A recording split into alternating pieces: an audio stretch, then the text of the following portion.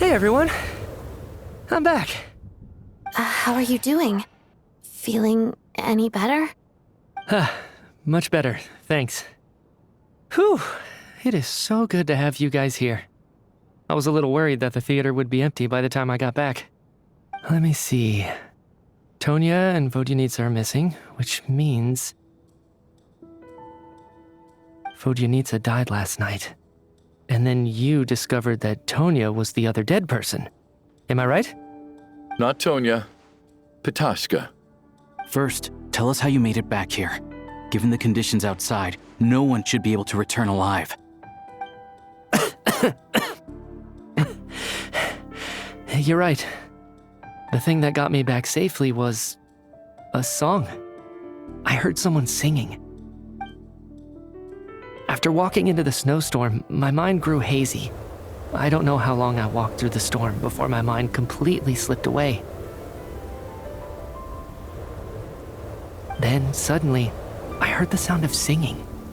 The voice instantly brought me back to my senses, and I regained consciousness. So I followed the voice, searching for the source of the singing. I searched and searched, until finally, just a few moments ago, there was the entrance to the theater, right in front of me.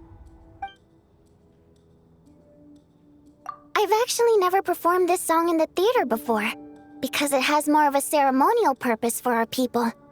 It's not meant for the stage. It means something like, "May those we have lost watch over us, and follow this song back home in the night, so that we might be reunited once more." That must have been Vodyanitsa's requiem. Who knew it actually worked? That song is meant to guide the souls of the dead. Mitya, that must mean that you... Huh. No kidding.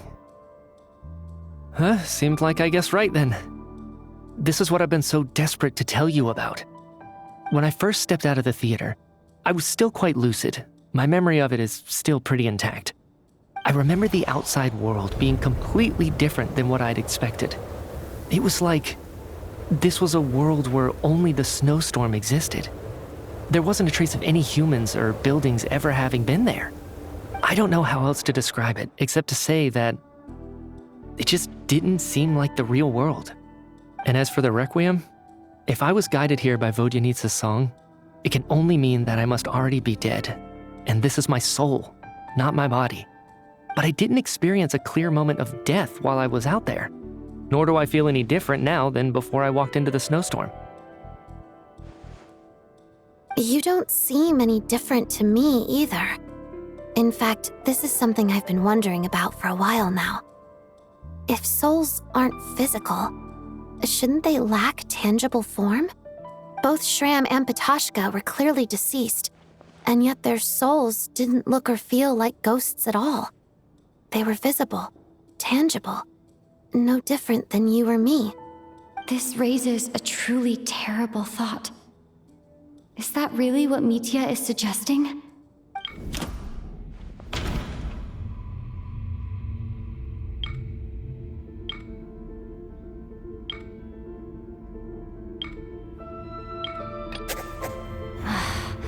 Dreams can't explain everything, and this isn't the Sabzeruz festival.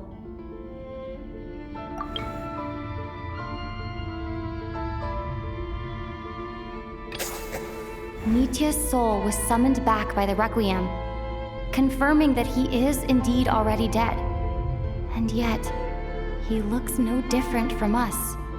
Of course, if even the long-deceased like Mr. Shram can blend in with us undetected, then maybe we've all been dead from the very start. And all of us are now souls wandering the theater.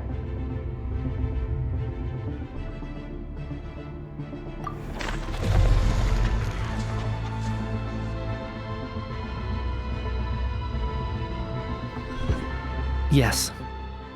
I think that this is probably the afterlife. What did you say?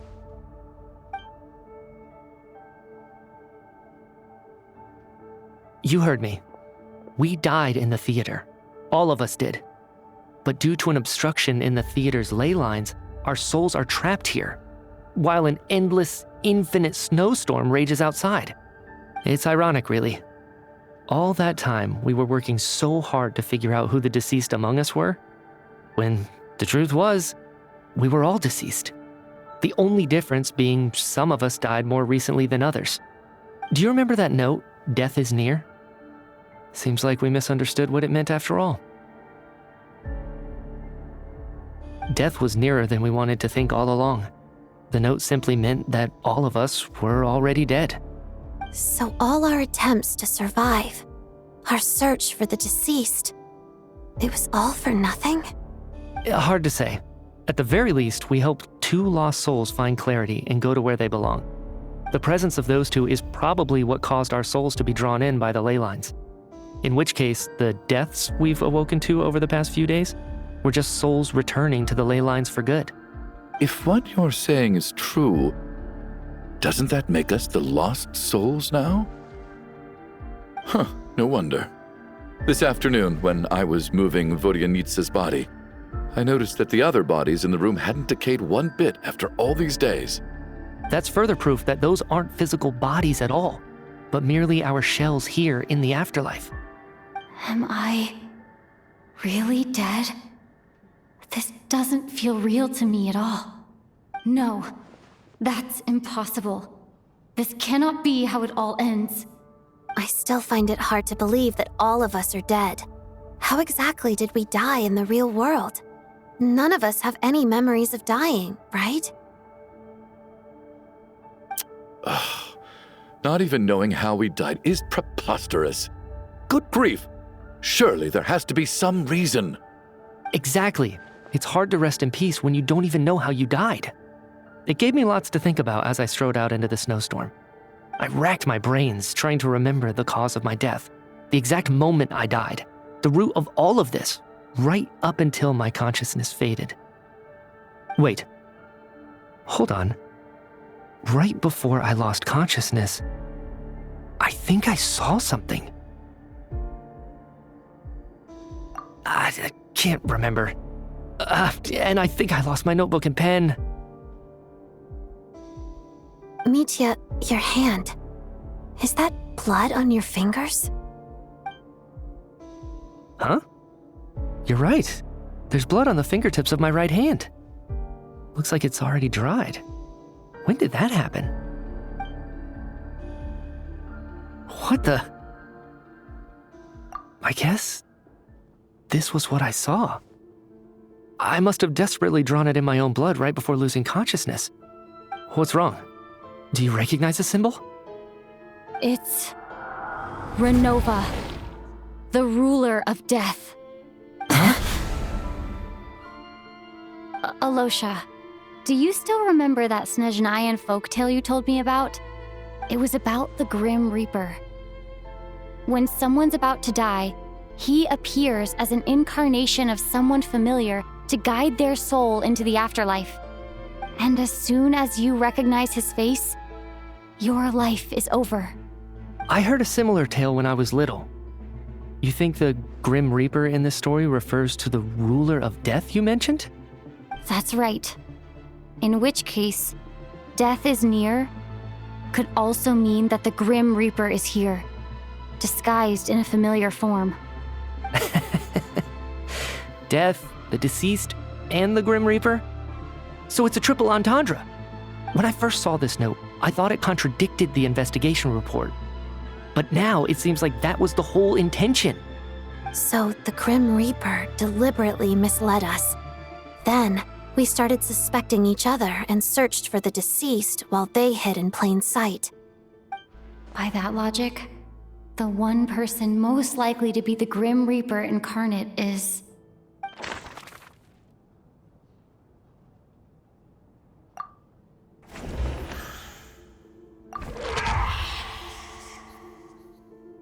No doubt about it. It's Alosha. Looking back at how everyone has acted over the past few days, Alosha is most likely the Grim Reaper lurking among us.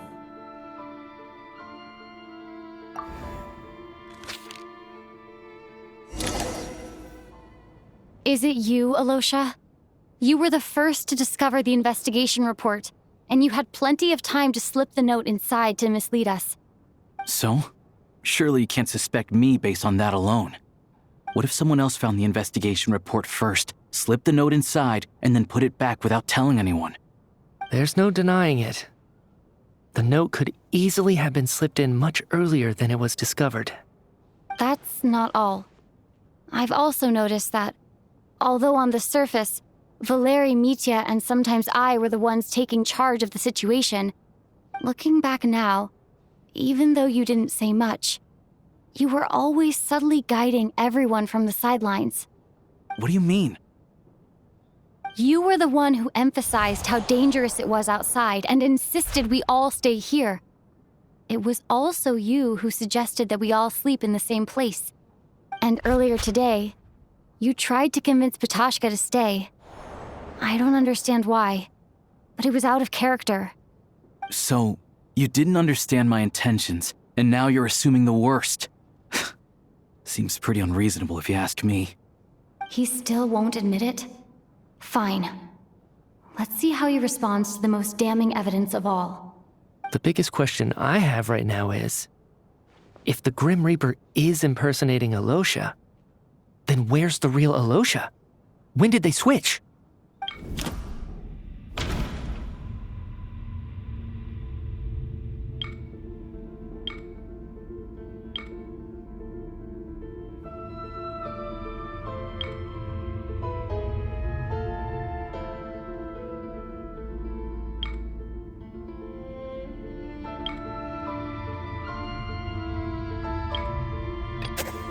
No. Nothing related to Alosha happened that night. I should think about this again.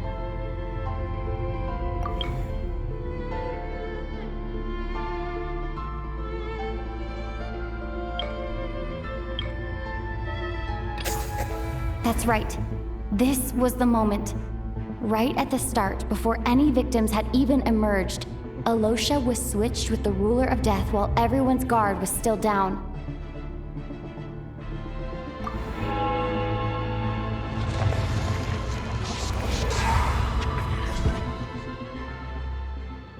When all this began, right after the performance ended and the snowstorm began to pick up, no one suspected anything unusual. We just assumed we were snowed in. It wasn't until we discovered the bodies the morning after that we realized something out of the ordinary was going on. But it's clear now that the oddities actually started earlier than that, when Dimov walked into the snowstorm and never came back. Right. So Mr. Dimov was the first victim, not Sobolova and Torgov. And if we pinpoint that moment as the beginning of this incident, then one thing becomes clear. Alosha, you are the only person who walked into the snowstorm and came back without the help of Vojanitsa's Requiem. More precisely, Alosha never came back at all. The one who came back was the Grim Reaper. Not bad. Well, since you've backed me into a corner, I suppose there's no point in keeping up the act anymore. Alosha? You're the Grim Reaper? I am no such tired cliché. Mortals should address me as the Ruler of Death.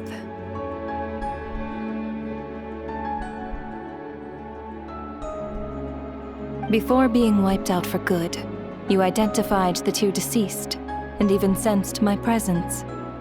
A commendable achievement, far beyond what I expected. I heard you can ferry souls. Those deaths each night. Were they your doing? Your initial conclusion was correct.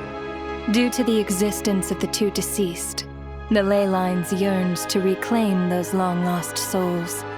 Every night they devoured an equal number of souls to fill the void. This required no intervention from me. Though, of course, ferrying souls is indeed my authority. Here, take a look.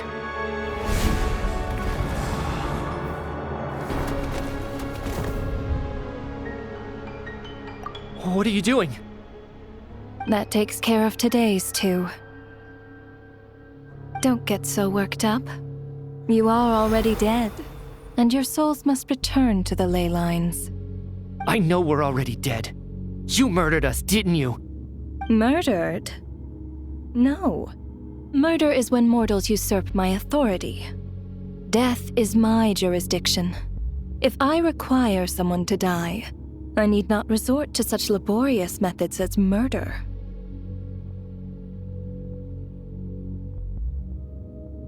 You simply met the criteria to trigger my curse of death.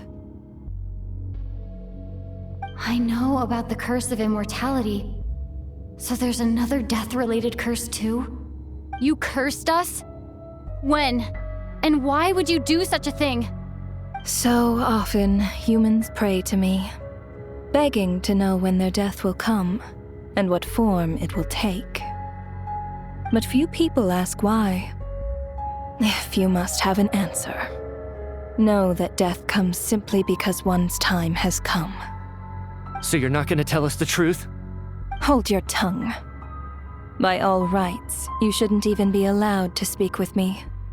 Those angels from the past are to blame for the reckless renovation of the ley lines here. It's made my work on this occasion infuriatingly complicated. Work? So trapping us here, making us watch our friends die, that's just another day at work for you? You clearly have a lot of questions. Fine. As a reward for your remarkable accomplishments over the past few days, I shall answer a few of your inquiries, provided they aren't too unreasonable. After the physical body dies, the soul must return to the ley lines for that person's death to be considered complete. My work encompasses the entire process of death, including, naturally, the guiding of souls into the ley lines, with which you are now so familiar. You must also be rather familiar with Natlan's Night Kingdom, I presume? It was I who supported the creation of the Night Kingdom. It provided a convenient means of guiding the souls of Natlan. Here, too, the ley lines connected to the theater underwent some modifications. The angels hoped to make them capable of accommodating the souls of some special creations. But this actually hindered their ability to accept ordinary souls to some degree. This effect manifested itself after you died from the curse in the theater, leaving you stranded in the afterlife, unable to achieve a complete death. But if souls who die from the curse of death fail to return to the ley lines within a short window of time, they will miss their chance for good. Then, they will remain forever suspended between life and death, no longer subject to the authorities of either. So if you don't resolve this matter soon, and see all our souls return to the ley lines before long, we'll escape your control. Mitya is sharp. This must be what Renova was worried might happen, and the reason she got involved to begin with. But if you have the authority to guide souls, why didn't you just show yourself and get it over with?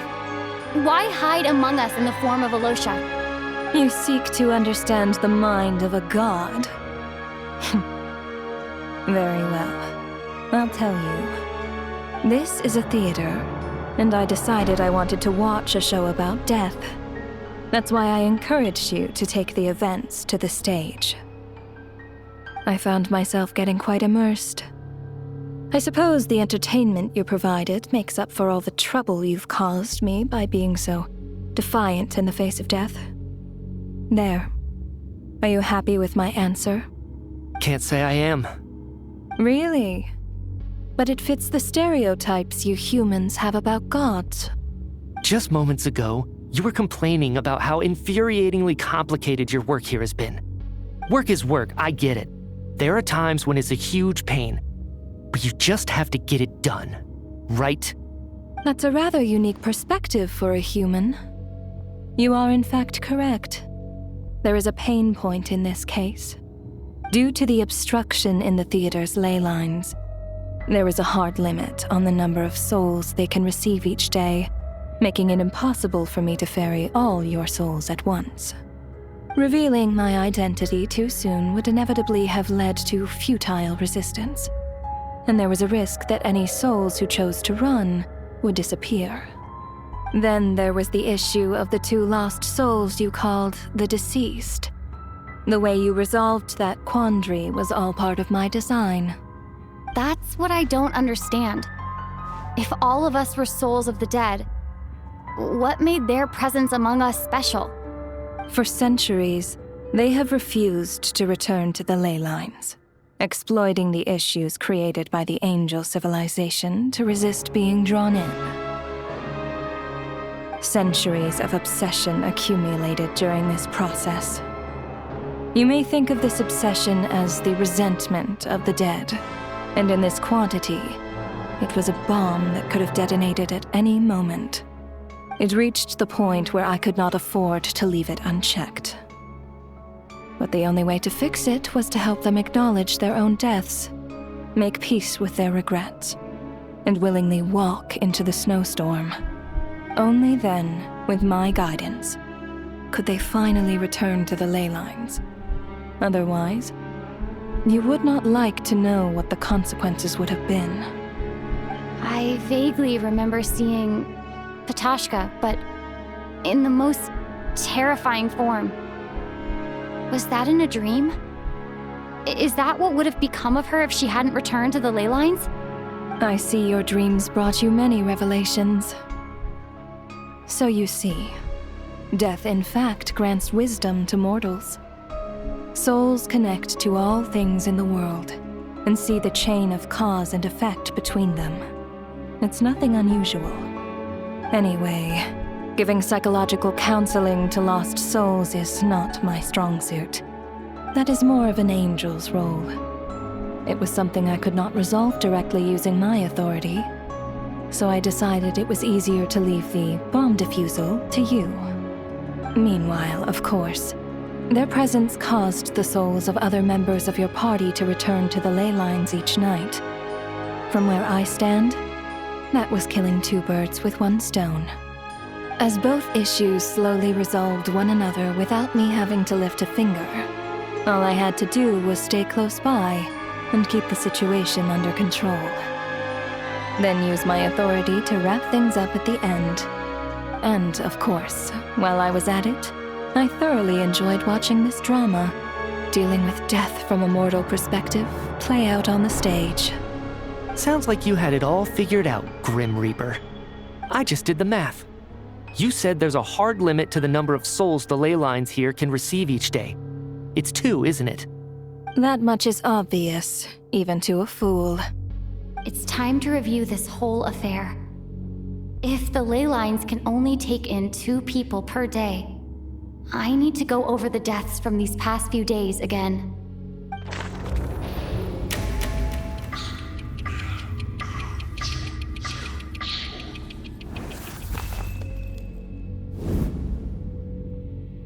Looking back now, none of us had the faintest idea at the time. From the moment the staff member named Demoff walked into the snowstorm, the incident had already begun.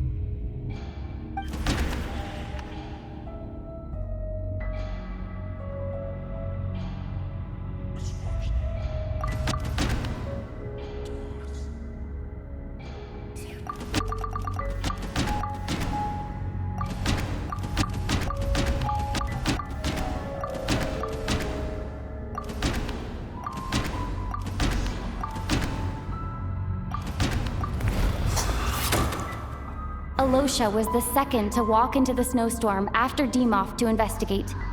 During this process, the ruler of death assumed his identity, making him one of the victims.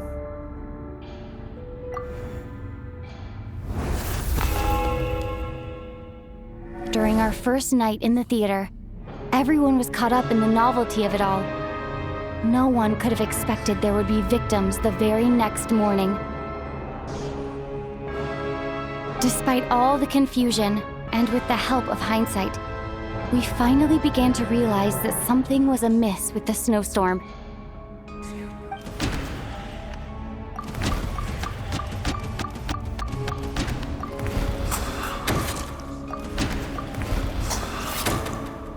The ley lines devoured Torgov and Sobolova on the first night. At the time, We thought this might be a murder case connected to Lelek.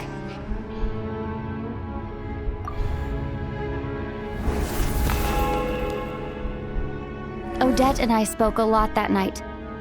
3 people were on watch, but in the morning, we discovered that someone had fallen victim all the same.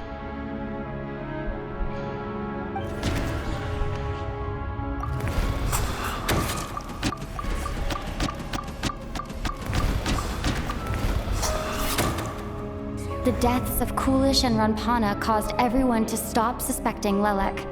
Unexplainable phenomena occurred one after another, leading Mitya to suspect that we were caught up in a supernatural event.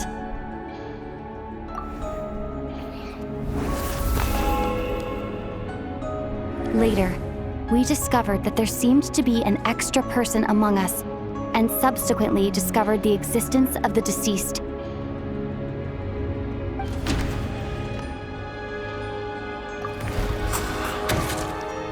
Mr. Shram realized he was the deceased and walked into the snowstorm to return to the ley lines of his own accord.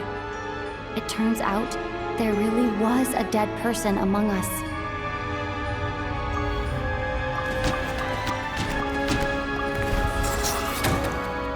We thought it was all over, but Mr. Valeri's death was a rude awakening for everyone.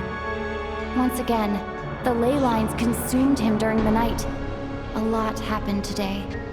Mr. Valeri's death led us to discover the connection between the number of deceased and the number of victims during the night.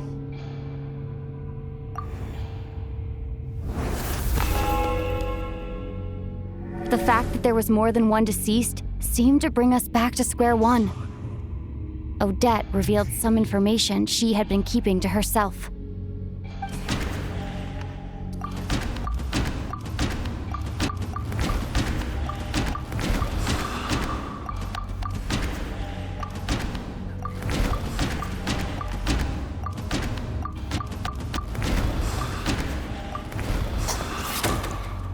Vodyanitsa was swallowed by the ley lines in her sleep, but the requiem she sang before falling asleep was quite a game changer.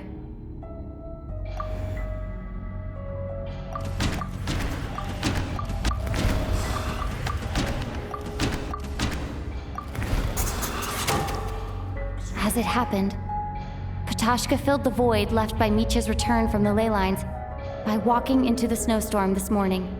The girl I thought was Child's sister, Tonya, turned out to be another of the theater's deceased. Come to think of it, Patashka was about to walk into the snowstorm at that time, and Renova, unaware that Mitya would return, was concerned that her soul would overflow from the ley lines. That's why she used Alosha's voice to try and persuade her to stay behind. Looking back, I suppose that was an early slip-up on her part.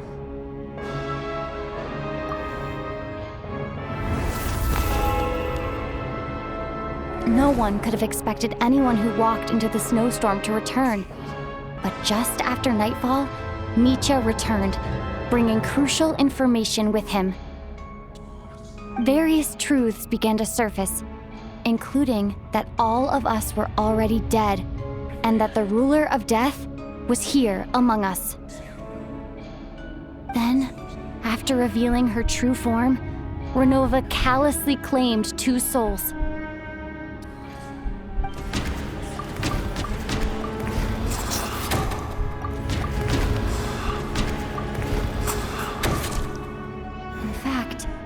Everyone was already dead by the time we took the photo. And in the days since, we've experienced many more partings in the afterlife. Now, only Mitya and I remain, and the true culprit behind everything still stands before us. In Mitya's eyes, I see the same anger and frustration that I feel.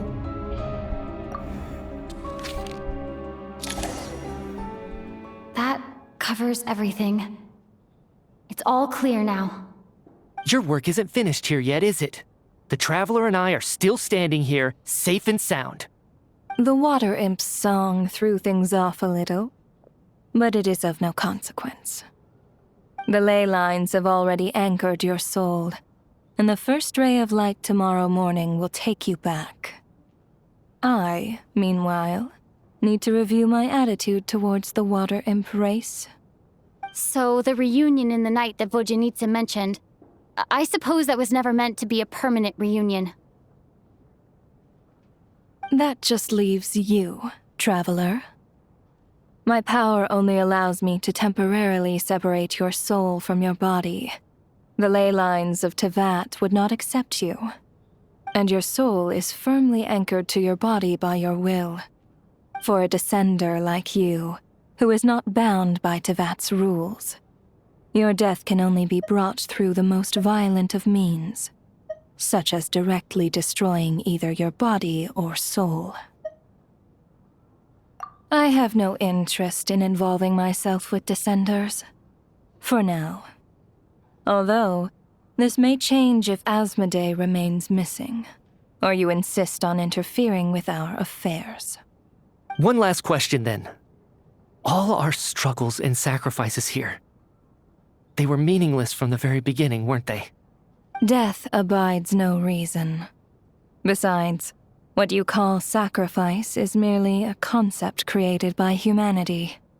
To me, it is nothing more than a self-indulgent charade in the face of death. Mere mortals fantasizing that their actions could reclaim something from my grasp. A truly laughable idea.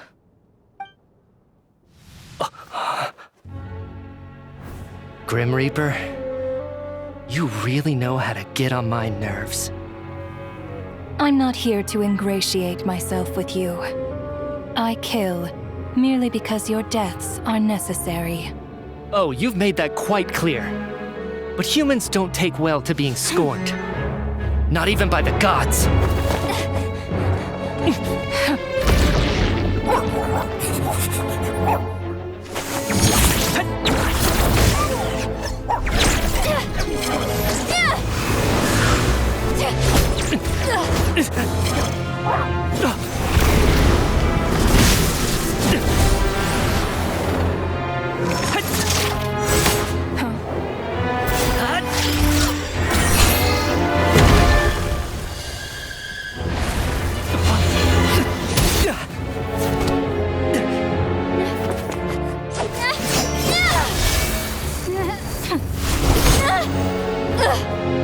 This is futile. You must know that you are powerless against me in my own domain. I suggest that you save your strength. For what? Maybe we can't change it.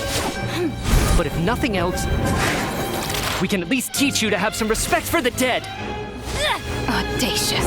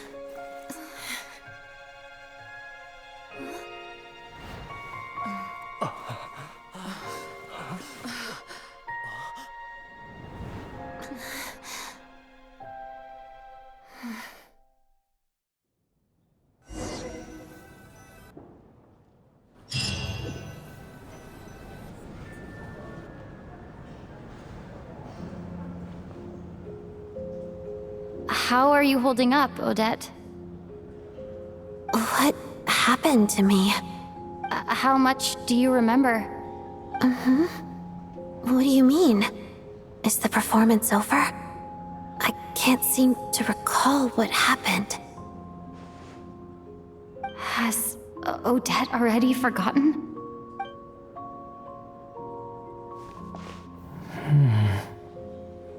Mitya? Oh, I'm sorry. I guess I spaced out there for a second. Remind me who you are? Don't you remember anything?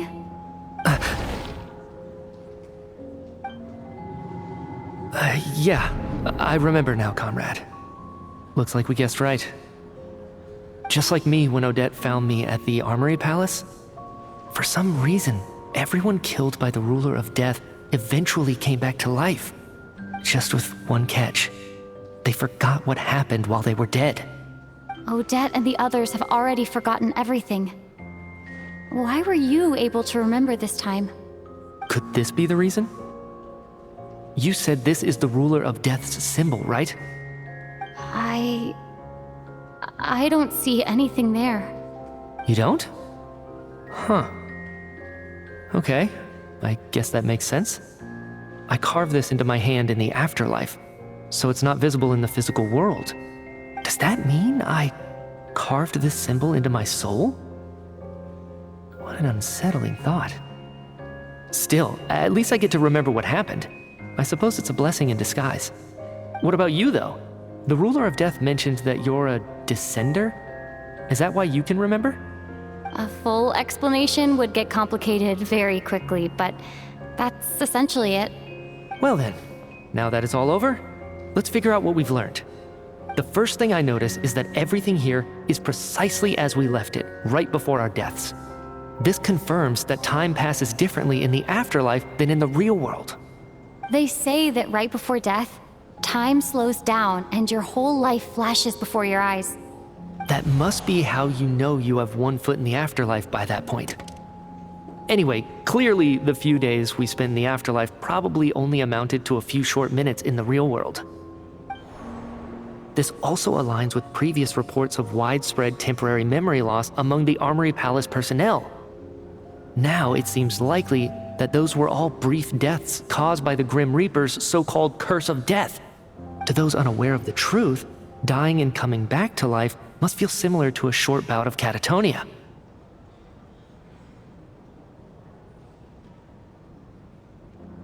This leaves me with a couple big questions.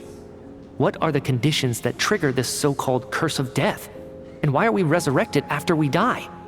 If nothing else, I think it shows that killing us wasn't her ultimate goal. We still don't know her true reasons for subjecting us to death. Right. This time only got complicated because of the situation with the theater's ley lines. That's why she had to approach it differently. If the previous incidents of amnesia among the researchers are anything to go by, killing us is usually a pretty routine matter.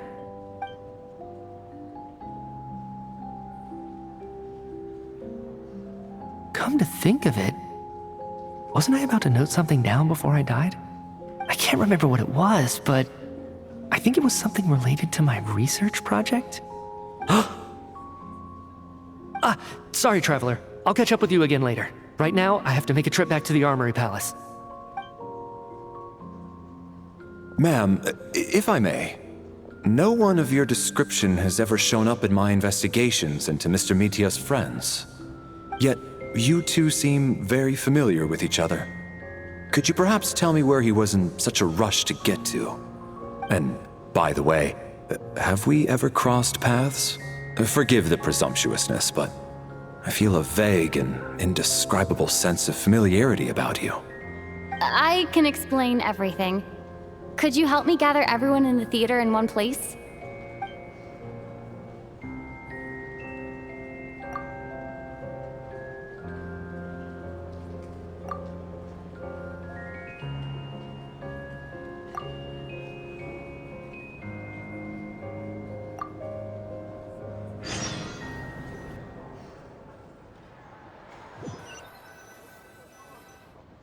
So Chuganov really is going to shut down the factory.